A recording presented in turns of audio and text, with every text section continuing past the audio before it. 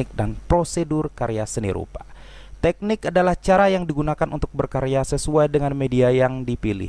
Penentuan teknik bergantung pada media yang digunakan, misalnya media logam dan keramik memerlukan teknik khusus dan peralatan yang tepat agar benda yang dibuat hasilnya sesuai dengan keinginan. Itulah yang dikatakan dengan teknik. Kemudian prosedur adalah tata cara berkarya yang dimulai dari ide hingga terciptanya karya. Dalam seni rupa, beberapa proses berkarya yang harus diikuti secara bertahap sesuai prosedur dan tidak dapat dilakukan sembarangan. Prosedur itu sama saja dengan tahapan kita berkarya, teman-teman, ya. Kemudian teknik membuat karya seni rupa dua dimensi, ya. Ada beberapa di sini dan mari kita bahas satu persatu. Akuarel adalah salah satu jenis teknik menggambar atau melukis yang memanfaatkan cat air sebagai bahan lukis dengan cara mengoleskan warna secara tipis dengan menggunakan sapuan kuas. Hal ini bertujuan agar memperoleh hasil suatu lukisan yang terlihat transparan, tembus pandang, dan paduan warna yang tipis. Untuk menghasilkan sapuan yang tipis dan ringan, sebaiknya kalian gunakan cat yang sedikit lebih encer, itu teman-teman. Nah, macam-macam teknik akuarel. Nah, wet on wet, kemudian wet on dry, ya teman-teman. Nah, kemudian berikutnya adalah teknik pointillis. Merupakan suatu teknik menggambar yang sangat unik, berbeda dengan cara membuat lukisan biasa.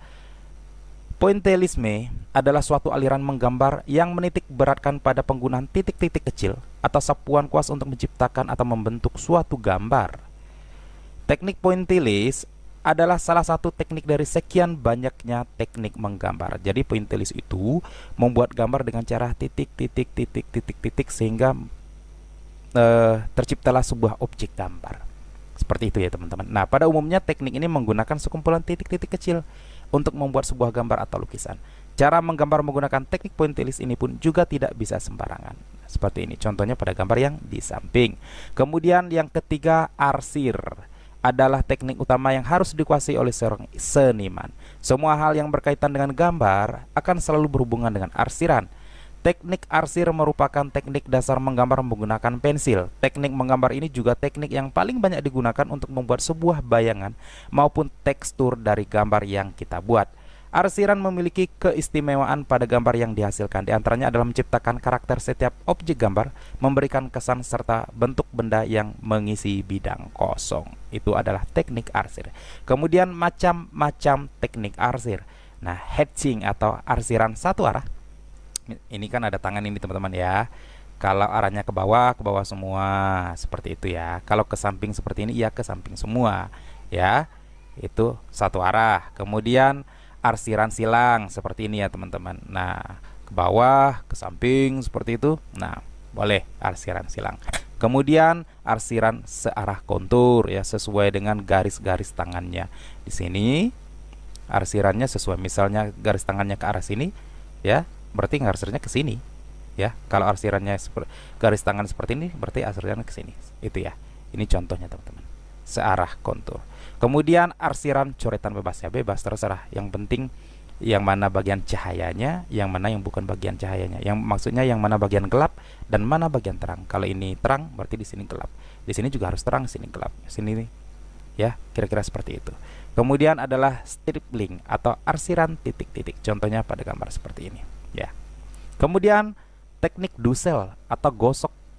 Nah, definisi metode Dussel ataupun sikat merupakan suatu teknik menggambar dengan metode menyikat kesekian kali hingga menghasilkan bayangan atau gradasi yang cocok. Tidak hanya itu, foto yang dihasilkan dari metode Dussel ini sangat halus. Metode yang sederhana serta gampang merupakan menggambar memakai pensil. Setelah itu arsirannya digosok dengan jari satu arah sehingga menciptakan warna yang halus. Misalnya contohnya gambar yang di samping ini dibuat dulu dengan menggunakan pensil, diarsir sedikit-sedikit. Nanti yang bagian-bagian transparan atau gelap terangnya itu nanti akan digosok menggunakan tangan. Jadi itulah yang dikatakan dengan teknik Dussel atau teknik gosok, sehingga terciptalah gelap terang dalam sebuah cahaya.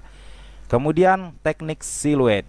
Nah, atau block merupakan cara menggambar dengan menutup objek gambar menggunakan satu warna, sehingga kesan yang ditimbulkan hanya terlihat dari bentuk siluet dari objeknya saja, bukan dari semua objek.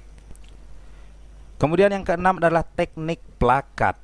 Nah, teknik plakat adalah semua teknik dengan menggunakan cat akrilik, cat air ataupun cat minyak dengan sapuan warna cat yang kental, sehingga akan menghasilkan lukisan yang tampak pekat atau menutup seluruh mediannya.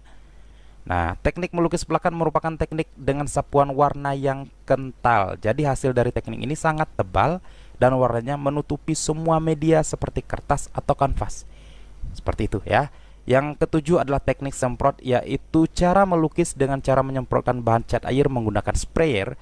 Melukis dengan teknik ini harus hati-hati untuk setiap poin lukisannya. Teknik ini sering digunakan untuk menghasilkan lukisan yang cenderung lebih visual. Salah satu contoh penggunaan teknik ini adalah pada pewarnaan part kendaraan, casing handphone, produk hias, dan lain sebagainya. Dengan menggunakan teknik ini, lukisan yang dihasilkan lebih halus dan tampak lebih visual. Contohnya itu adalah graffiti. Kemudian yang kedelapan adalah tempera, merupakan teknik melukis dengan cara mencampurkan kuning telur ke dalam cat sebagai bahan perekat. Lukisan ini sebagian menggunakan kayu sebagai kanvasnya dan ada juga yang langsung melukiskan ke tembok.